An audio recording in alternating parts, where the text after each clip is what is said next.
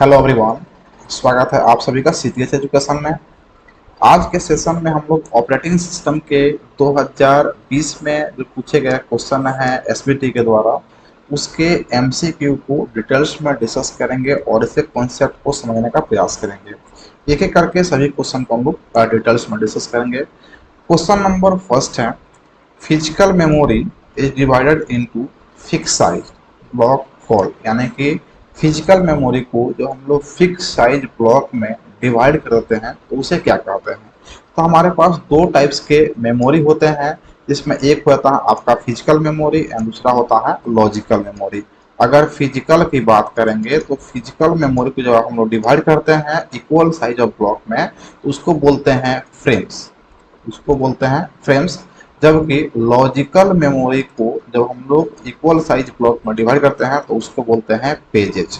यानी कि लॉजिकल को जब हम लोग डिवाइड करेंगे तो उसको कहेंगे पेज, और जब फिजिकल को डिवाइड करेंगे तो उसे कहेंगे फ्रेम। तो यहाँ पे राइट आंसर हो जाएगा ए, फ्रेम। क्वेश्चन नंबर 2 है, इसमें कहा जा रहा है with paging there is no fragmentation, यानी कि पेजिंग में कौन सा फ्रेगमेंटेशन नहीं होता है।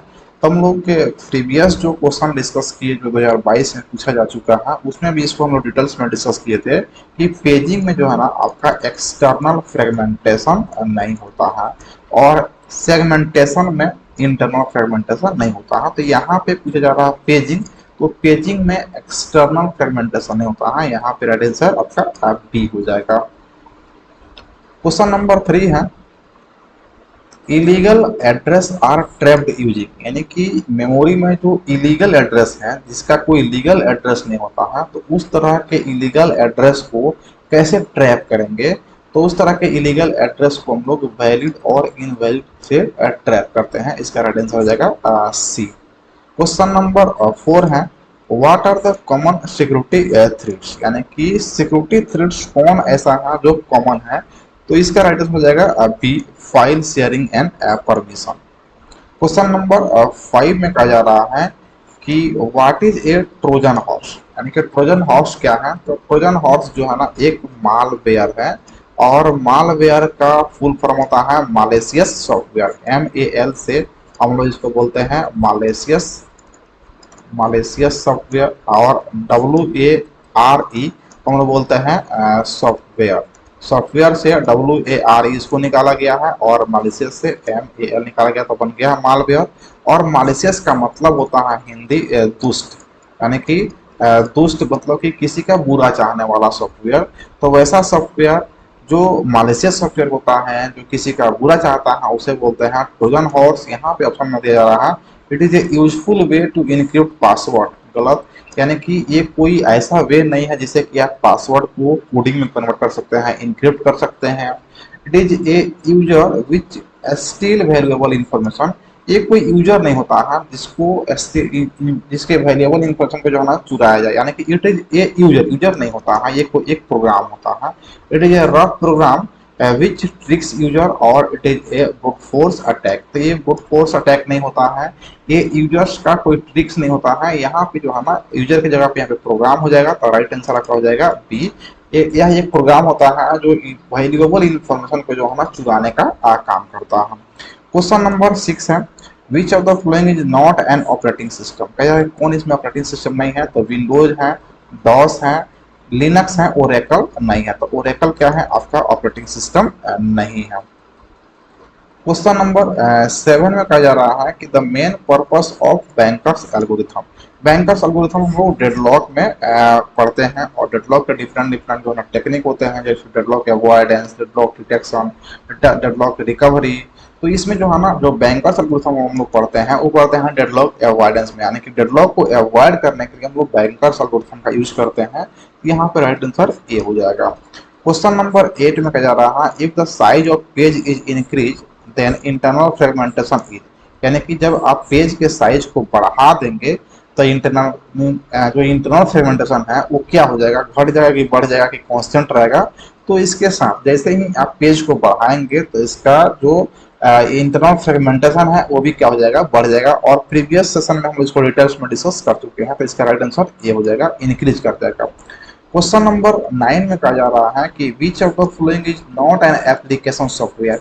एप्लीकेशन सॉफ्टवेयर मतलब कि वैसा सॉफ्टवेयर जो हम लोग अपने बिजनेस पर्पस यूज करते हैं, अगर कुछ काम है तो उसको यूज करते हैं, लेकिन वैसा सॉफ्टवेयर जो हमारे सिस्टम के लिए इंपॉर्टेंट है उसको बोलते हैं सिस्टम सॉफ्टवेयर, और जो हमारे लिए बिजनेस के लिए इंपॉर्टेंट है उसको बोलते हैं एप्लीकेशन सॉफ्टवेयर। एप्लीकेशन सॉफ्टवेयर को शॉर्ट में हम लोग एप्स भी बोलते हैं, एप्स भी बोलते हैं। तो यहाँ पे कहा जा रहा है कौन एप्लीकेशन सॉफ्टवेयर नहीं है, तो पेज मेकर एप्लीकेशन सॉफ्टवेयर है, एडोब फोटोशॉप भी है, और पिकासा है यहाँ पे, लेकिन विंडोज एक्सपी क्या है, ये सिस्टम सॉफ्टवेयर है, ये कोई एप्लीकेशन सॉफ्टवेयर नहीं है। इसका राइट आंसर सी हो जाएगा। क्वेश्चन नंबर 10 में कहा जा रहा है कि which of the flowing operating system does not implemented multitasking truly. मतलब सिंपल सा कहा जा रहा है कि इनमें से कौन सा ऐसा ऑपरेटिंग सिस्टम है जिसको मल्टीटास्किंग की तरह जो है ना आप यूज नहीं कर सकते हैं। तो यहाँ पे एक सिस्टम MS DOS है सिस्टम सॉफ्टवेयर, जिसका फुल होता है माइक्रोसॉफ्ट डिस्क ऑपरेटिंग सिस्टम, जो सिंगल यूजर ऑपरेटिंग सिस्टम होता है, जो मल्टीटास्किंग एंड मल्टी यूजर को सपोर्ट नहीं करता है। बाकी सब है, विंडोज NT है, विंडोज XP है, विंडोज 98 है, ये सब जो है ना multitasking and multi user facility को सपोर्ट करता है। तो यहाँ पे राइट आंसर सही जाएगा, MS DOS जो है ना वो मल्टीटास्किंग या मल्टी प्रोग्रामिंग को सपोर्ट नहीं करता है। क्वेश्चन नंबर 11 है।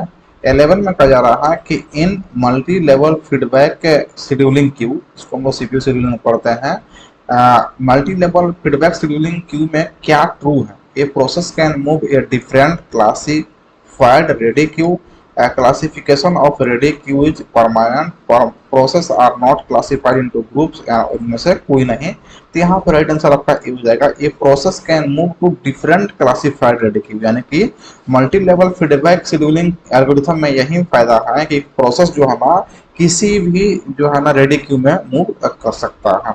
इसका राइट आंसर ये हो गया।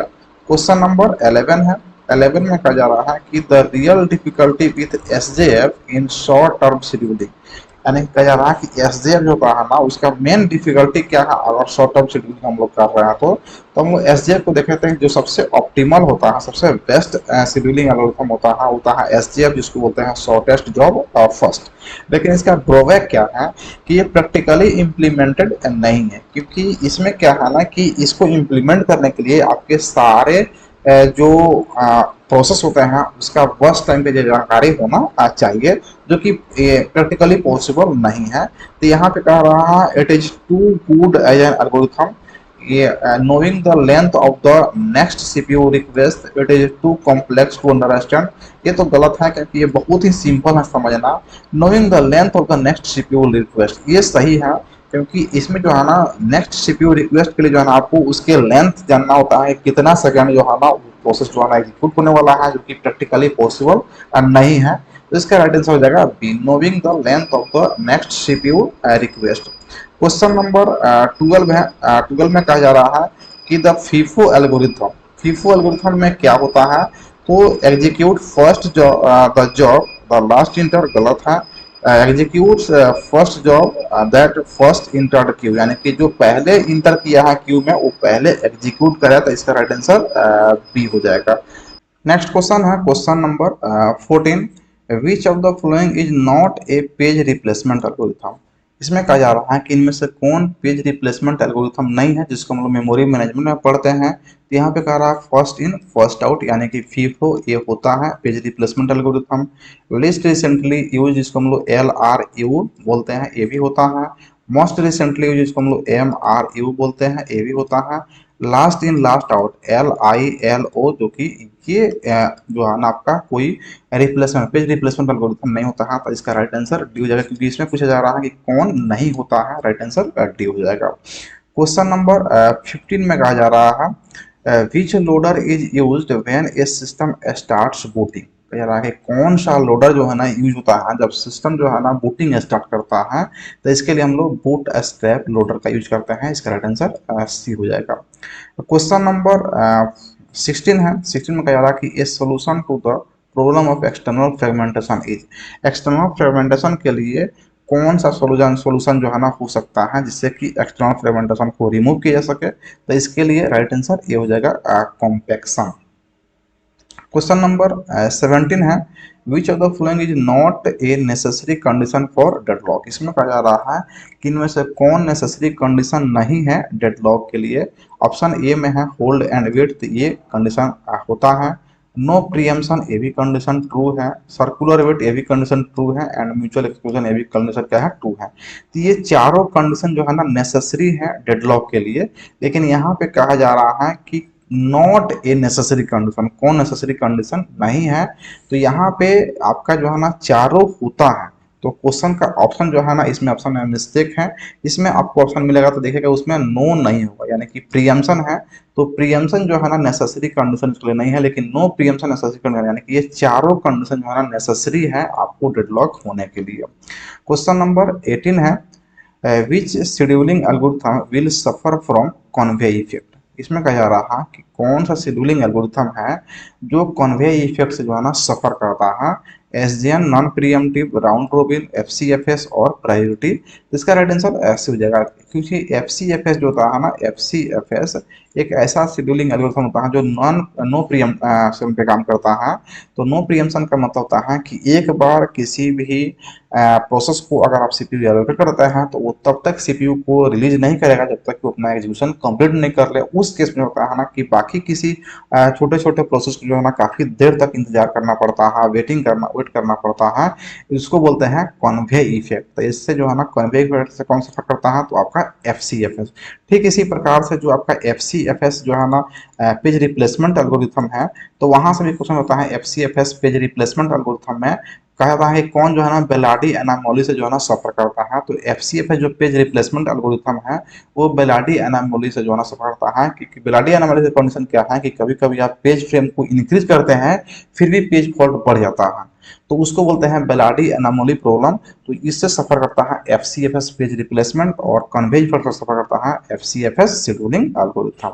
क्वेश्चन नंबर 19 है, which process can be affected by other process executing the system. यानी क्या जा रहा है कि सिस्टम में अगर प्रोसेस एग्जीक्यूट कर रहे होते हैं तो वहां पे कौन सा ऐसा प्रोसेस है जो कि किसी अदर प्रोसेस से जो है ना अफेक्ट करता है। ऑप्शन में यहाँ पे cooperating process, child process, parent process और इन इट प्रोसेस। तो इसका राइट आंसर हो जाएगा ए, आपका कोऑपरेटिंग प्रोसेस। जब हम लोग प्रोसेस के टाइप पढ़ा तो हमें पढ़े दो तरह के प्रोसेस होते हैं, कोऑपरेटिंग प्रोसेस और इंडिपेंडेंट प्रोसेस। इंडिपेंडेंट प्रोसेस में ये कहता है कि एक प्रोसेस जब एग्जीक्यूट करता है तो दूसरे को कोई अफेक्ट नहीं करता है, लेकिन कोऑपरेटिंग प्रोसेस में क्या होता है कि जब एक प्रोसेस एग्जीक्यूट कर रहा है तो किसी अदर को वो प्रभावित करता है। तो यहाँ पे राइट आंसर आपका हो जाएगा ए। एंड लास्ट क्वेश्चन है question number 20, concurrent access to share data में रिजल्ट इन। अगर कंकरेंटली जो है ना एक्सेस हो रहा है कोई डेटा, यानी कोई भी डेटा है जिसको शेयर किया जा सकता है और कंकरेंट एक्सेस हो रहा है, तो वहां पे डेटा इनकॉन्सिस्टेंसी होने का चांसेस रहता है। तो इसका राइट आंसर हो जाएगा सी, डेटा इनकॉन्सिस्टेंसी।